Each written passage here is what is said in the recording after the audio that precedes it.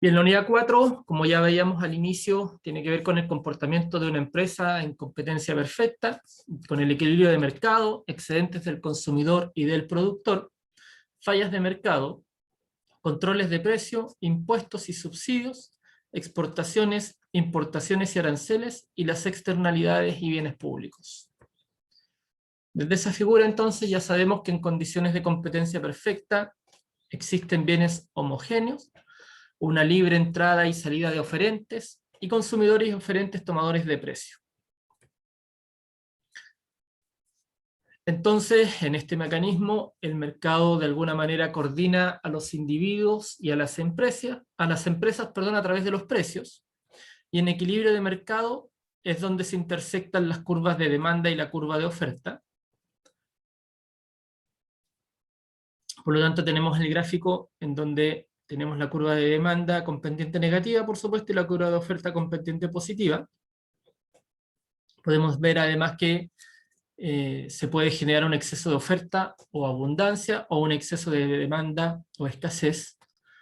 Por lo tanto, tenemos que, donde se intersectan las curvas, la cantidad demandada es igual a la cantidad ofertada, el precio demandado es igual al precio ofertado, con las ecuaciones 1 y 2 que son conceptuales, y la cantidad demandada es igual entonces a la cantidad ofertada en P0 y Q0. El equilibrio, por lo tanto, se da entonces cuando la cantidad demandada es igual a la cantidad ofertada, en este caso con un precio de 7 unidades monetarias. Aquí es donde se transa en equilibrio el mercado, las unidades que estamos demandando y ofertando. Existen entonces cambios en la demanda o variaciones en el equilibrio cuando varía uno de los determinantes de la demanda, desplazando la curva en cualquier dirección, dependiendo de las preferencias del consumidor. Esto podría ser, por ejemplo, un aumento en el ingreso del consumidor de un bien normal o superior, o también la disminución o aumento del precio del bien. Podría ser que la curva de demanda se traslade hacia la derecha o a la izquierda. Y los cambios en la oferta varía en uno de los determinantes de la oferta, desplazando la curva de oferta inicial, como por ejemplo un avance tecnológico, haría que efectivamente la curva de oferta se desplace hacia la derecha, dado que podríamos tener mayor tecnología o generar una producción más rápida o eficiente, lo que podría hacer incluso que el precio disminuya. Por lo tanto, tenemos una variación en el equilibrio dado un cambio en la oferta. Ahora, pudiesen haber también cambios simultáneos en la demanda y la oferta, donde el equilibrio al final dependerá de la magnitud de los movimientos. Por ejemplo, se aumentan los costos por un bien y disminuye el precio del recurso empleado en un proceso productivo, podría generarse efectivamente un nuevo equilibrio, dado que se trasladan ambas curvas. Esto lo vimos en uno de los ejercicios de la última clase, si no me equivoco. Por lo tanto, cuando hablamos de bienestar y eficiencia económica, lo que podemos decir es que es la suma de los beneficios que todos los participantes obtienen por el intercambio en un mercado. Entonces, va a existir por ese lado un excedente del consumidor, que en el valor marginal maximiza la cantidad que el consumidor estaría dispuesto a pagar por una unidad de un bien. Y por otro lado, diferencia entre lo que está dispuesto a pagar antes que verse privado del privilegio de consumir este bien y lo que efectivamente paga. Y el excedente total de los consumidores entonces es la suma de los excedentes de los consumidores individuales. Aquí tenemos un ejemplo de una curva de valor marginal, en donde tenemos compradores de un libro usado y los valores en pesos. Ahí podemos ver efectivamente que esto va generándose como una escalera, ¿no? Entonces, la valoración total es la suma de los valores marginales. Aquí tenemos el ejemplo gráfico. Tenemos entonces que Aleicha tiene un excedente de 29, dado que está dispuesta a pagar 59 menos 30, entonces van apareciendo los excedentes de cada uno de los consumidores dado el valor total que se está pagando. Entonces, por otro lado, el excedente del productor en el costo marginal es el costo adicional por unidad producida. El excedente del productor individual indica cuánto mejora el bienestar de la empresa si se ofrece un nivel de producción con beneficio máximo. Ya sabemos que el máximo beneficio se encuentra cuando el precio es igual al costo marginal, y está dado por la diferencia entre el precio que recibe el vendedor y el costo marginal de producción del bien. Es lo que permite finalmente pagar los factores fijos, no es la utilidad. Y el excedente total de los productores será la suma de todos los excedentes de los productores individuales. Por lo tanto, nuevamente tenemos aquí algo similar respecto de la cantidad y el costo marginal. Podemos ver entonces el excedente de Andrew, de Betty y de Carlos, dado el precio máximo que también está puesto aquí en 30. Por lo tanto, el excedente total entonces mide el bienestar de la sociedad en su conjunto y es la suma de los excedentes de los productores y los consumidores. Entonces, es la suma del excedente del consumidor y del excedente del productor, que están diferenciados en este gráfico en las áreas de distinto color. Excedente del productor, que se ubica bajo el equilibrio, por llamarlo de alguna manera, y el excedente del consumidor, que se ubica sobre el equilibrio, y es el precio que está dispuesto a pagar este consumidor como máximo, y el precio que finalmente paga en equilibrio. Por otro lado, el excedente del productor es el precio o la diferencia entre el precio mínimo que está dispuesto a producir y el precio que paga en equilibrio. Ese es el excedente total, la suma de ambos. Aquí hay un ejercicio entonces, en la popular caleta Samuelson. Sus habitantes se han dedicado por generaciones a la pesca del atún. La situación actual del mercado local del atún es la siguiente. Demanda que es igual a 800 menos 0,10 P de demanda y oferta es igual a 0,25 menos 250. El precio P se expresa en pesos por kilo y la cantidad Q en kilos diarios de atún fresco. Se pide calcular el precio y la cantidad en equilibrio de mercado y el bienestar social. Indique los rangos en kilos en que la elasticidad precio de la demanda es inelástica y elástica. ¿En qué rango se encuentra la demanda equilibrio actual? Grafique. Aquí tenemos la respuesta. Ya sabemos que para encontrar el equilibrio entonces tenemos que igualar la función de demanda con la función de oferta. Por lo tanto nos va a quedar 0,25 P menos 250 igual a 800 menos 0,1 P. Si despejamos eso y lo igualamos, nos va a quedar que el precio es igual a 3.000 y la cantidad es igual a 500. Y además, si igualamos a 0 las funciones, vamos a encontrar que el precio máximo es de 3.000 y el precio mínimo que el productor empieza a producir es de 1.000. Por lo tanto, el equilibrio está en 3.000 precio y 500 unidades. Entonces, el excedente del consumidor va a ser igual a 500 por 5.000 dividido en 2, y el excedente del productor va a ser 500 por 2.000 dividido en 2. Tenemos entonces que el bienestar social, el excedente del consumidor más el excedente del productor, es de 1.750.000.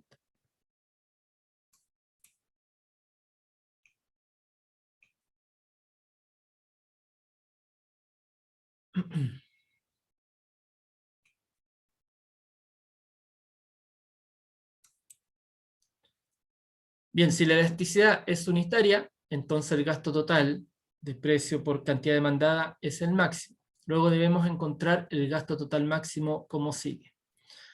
Ya sabemos cuáles son las fórmulas para encontrar lo anterior, por lo tanto tenemos que 800 menos 2Q dividido en 0,1 es igual a 0, por lo tanto en la cantidad igual a 400. Los rangos de elasticidades de precio serán los siguientes. Si la cantidad es 400, la elasticidad es unitaria. Entre 1 y 399 la demanda es elástica, y entre 401 a 800 la demanda es inelástica. Por lo tanto, en el equilibrio actual, donde la cantidad son 500, se encuentra en el tramo inelástico de la demanda. Por otro lado, tenemos la eficiencia de mercado. Ya sabemos que el mercado por sí mismo logra un resultado económicamente más eficiente en la asignación de los recursos, explotando totalmente las posibilidades de obtener ganancias mutuas a través del intercambio. Esta situación entonces no ocurre en algunos casos, por lo que se hace necesario aplicar otros mecanismos de distribución, como por ejemplo en el agua potable, la electricidad, los subsidios habitacionales, etc. No hay forma de que algunas personas mejoren sin empeorar la situación de otras. Aquí tenemos que recordar siempre el concepto de óptimo paretiano. Entonces, pudiese existir un control de precios que ocurre cuando los responsables de la política económica creen que el precio del mercado de un bien es injusto para los compradores o para los vendedores. Por lo tanto, se puede fijar un precio mínimo, que es el precio legal más bajo al cual se puede vender un bien. Esto genera un exceso de oferta, porque la fijación de un precio mínimo no tiene sentido por debajo del punto de equilibrio. Lo que motiva entonces la fijación de precios es que el precio de mercado es muy bajo y que el mercado no se ajustará de manera automática, ya que no cumple con el objetivo de asegurar la rentabilidad mínima al vendedor. Aquí hay un ejemplo con las leyes del salario mínimo que fijan el menor precio posible que los empleadores demandantes deben pagar. A contar de septiembre del 2018 el monto asciende a 288.000 para luego aumentar a 301.000 desde marzo del 2019. Aquí entonces tenemos gráficamente un exceso de oferta, lo que genera desempleo, dado los valores que se están generando. Y tenemos en el cuadro los excedentes de consumidores, excedente de productor y la utilidad social, con la pérdida social finalmente que sería la suma del punto C y el punto E. Esto pasa porque cuando aumenta el sueldo mínimo, eventualmente hay empleadores que no son capaces de sostener esos valores, por lo tanto se generan despidos.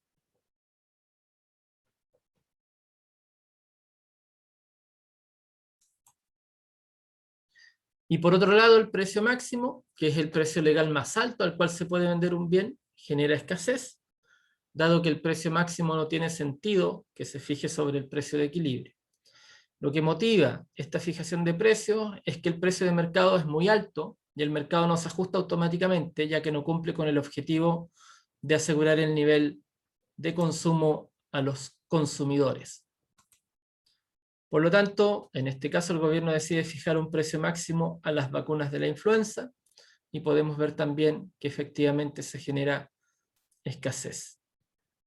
Aquí está en el cuadro, ojo con esto, cuando se pida que se muestre en un cuadro, se grafiquen los excedentes del consumidor, productor, utilidad social y pérdida social, que nuevamente está en el área C y E.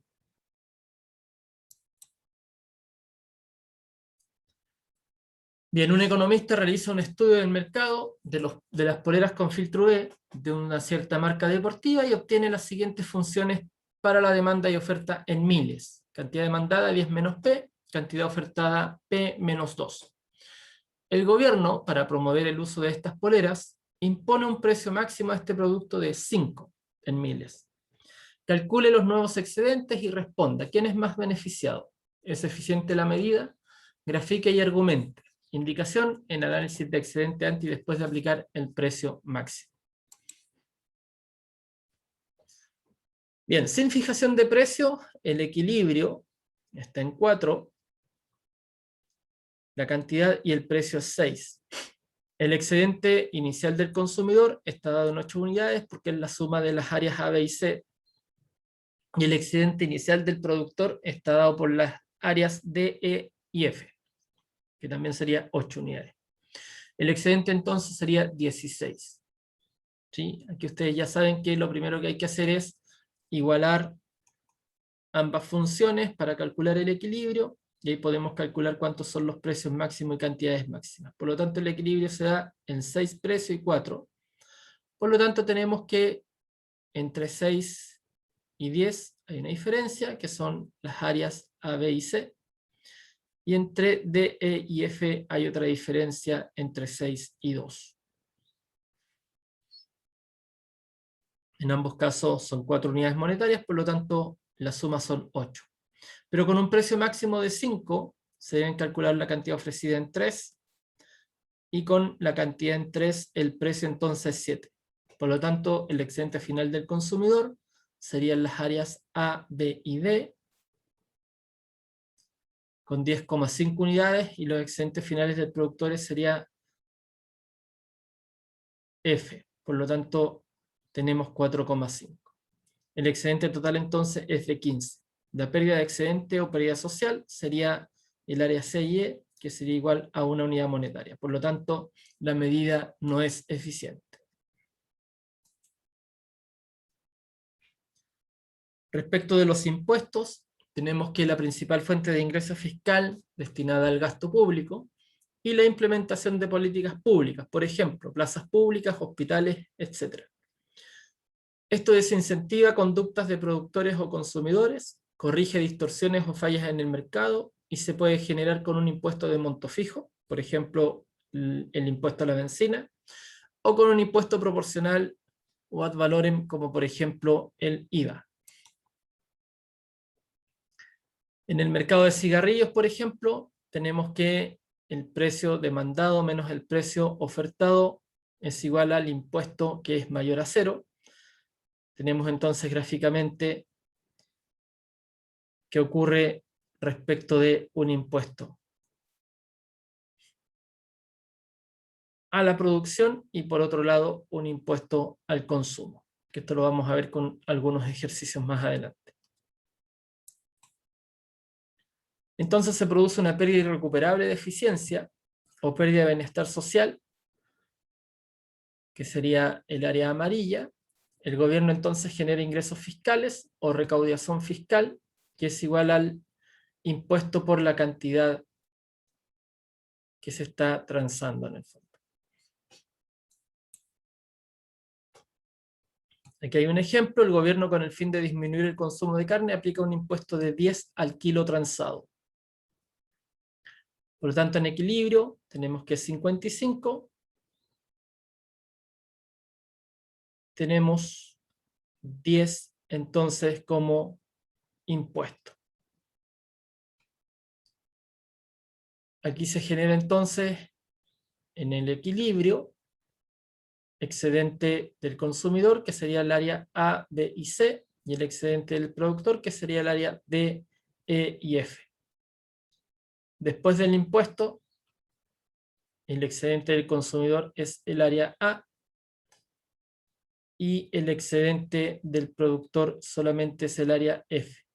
El beneficio total entonces, que era el área A, B, C, D, E y F, pasa entonces después del impuesto solamente a ser el área A, B, D y F, porque C y E se transforman entonces en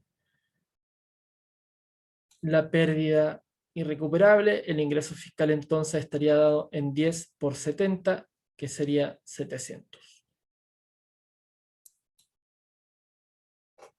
¿Cómo se distribuye entonces la carga tributaria? Por regla general, la carga de impuestos será mayor sobre la gente que tenga la curva con menor elasticidad a precio o que sea más inelástica. Aquí lo podemos ver gráficamente.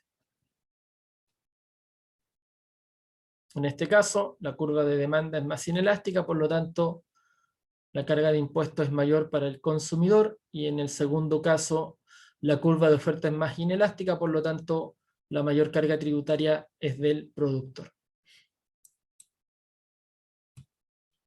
Aquí podemos ver también el mismo ejemplo. Y en este caso, también.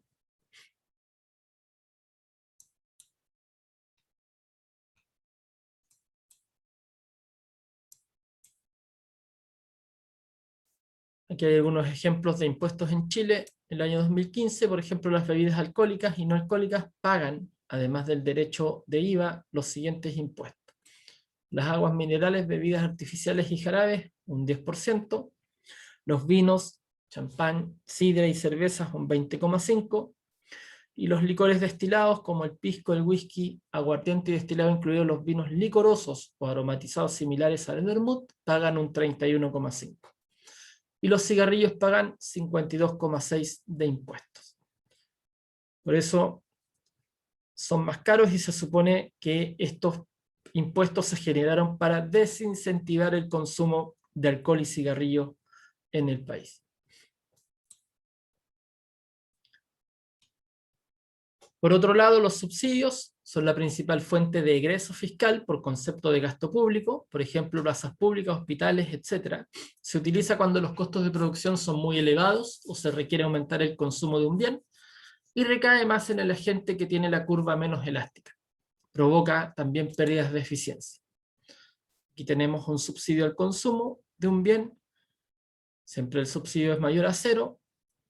Cuando vemos la resta, por lo tanto, tenemos gráficamente la figura respecto del excedente del consumidor, que inicialmente era el área A y B, y el excedente del productor con el área D y F. Pero como se genera un subsidio, después de este subsidio aumenta el excedente a B, C y E, y el excedente del productor a B, C, D y F.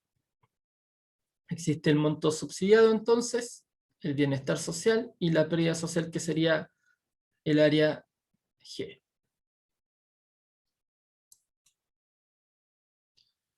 Vamos a ver un ejercicio. Suponga que a usted lo contratan en una consultora para realizar un estudio de mercado de jugos naturales de frutas y le entregan la siguiente curva de demanda y curva de oferta. La curva de demanda es 7 por I menos 3 por PX menos 4 por PI más 5 por PZ. Y PX menos 100 la curva de oferta, donde QX está la cantidad de jugos naturales, un ingreso igual a 1000, el precio de jugo, el precio de un bien relacionado, que sería 5, y el precio de un bien relacionado, que sería 4. Si el Estado otorga un subsidio de 20 por unidad, calcule el nuevo precio y la cantidad de equilibrio, el excedente del consumidor, excedente del productor, el monto subsidiado, las ganancias y la pérdida social. Aquí tenemos entonces ya desarrolladas las curvas o las funciones, tenemos el equilibrio igualando, nos queda que el precio de X es 150 y la cantidad sería de 250.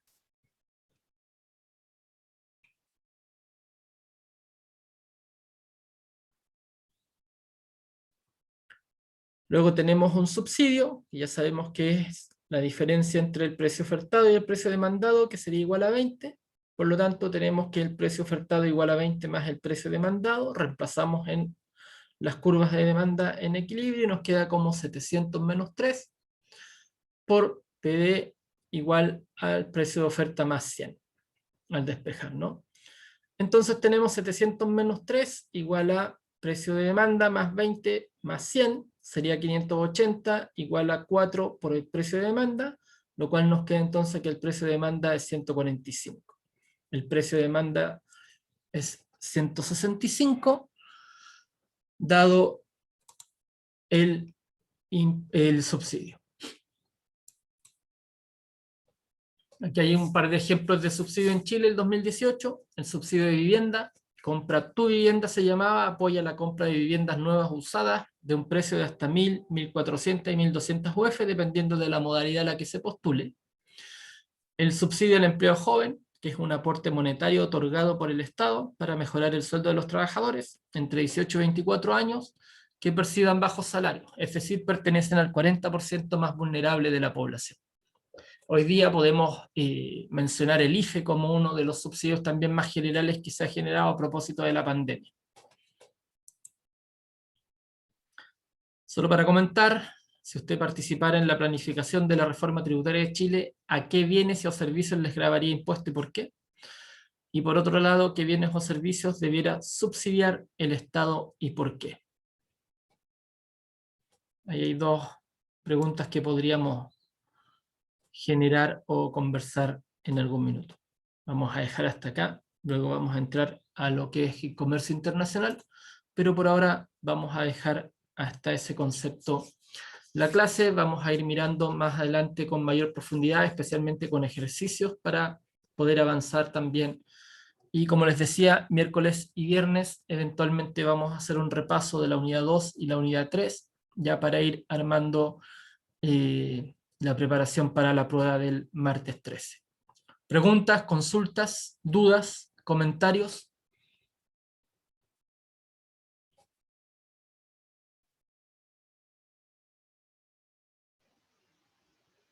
Por parte mía quedó todo claro. Perfecto. Con Carlos como referente, entonces, me despido, que tengan buena semana y nos vemos el miércoles.